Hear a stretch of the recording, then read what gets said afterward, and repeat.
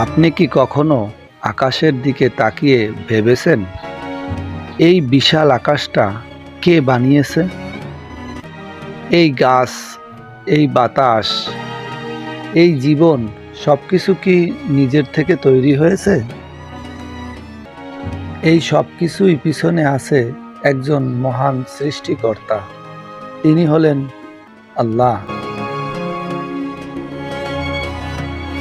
আপনি প্রতিদিন সূর্য উঠতে দেখেন, কিন্তু কখনো কি ভেবেছেন কে এই সূর্যকে সময় মতন উঠায়?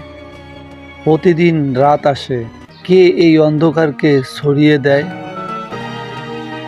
এই গাছগুলো একটা ছোট বীজ থেকে এত বড় হয়ে যায়, কে এই বীজের ভিতরে জীবন দিয়েছে?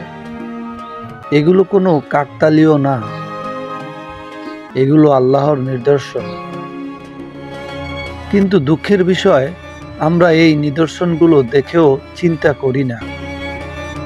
আমরা ব্যস্ত টাকা নিয়ে, দুনিয়া নিয়ে। আমরা মোবাইলের স্ক্রিনে তাকিয়ে থাকি, কিন্তু আকাশের দিকে তাকানোর সময় নেই। আমরা আল্লাহর সৃষ্টি দেখি, কিন্তু আল্লাহকে মনে করি না। একদিন এই পৃথিবী ছেড়ে আপনাকেও চলে যেতে হবে।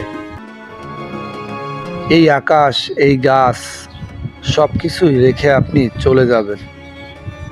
কবরের অন্ধকারে আপনি একা। সেখানে আপনার টাকা থাকবে না, বন্ধু থাকবে না, শুধু থাকবে আপনার আমল।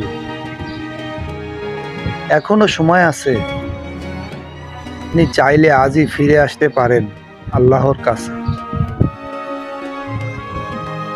আপনি যত পাপই করে থাকেন, আল্লাহ আপনাকে ক্ষমা করতে প্রস্তুত। শুধু একবার বলুন, হে আল্লাহ, আমাকে ক্ষমা করুন। আজ রাতেই একা বসে আল্লাহর কাছে কান্না করুন।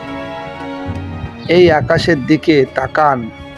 এই বিশালতা আপনাকে কি কিছু বলে না? আল্লাহ আপনাকে সৃষ্টি করেছেন শুধু দুনিয়ার জন্য না, বরং আখিরাতের জন্য। তাই এখনই সিদ্ধান্ত নিন, আপনি কি আল্লাহর পথে ফিরবেন?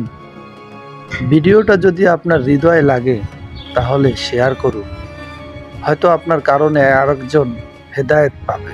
আর ইসলামিক ভিডিও পেতে চ্যানেলটি সাবস্ক্রাইব করুন।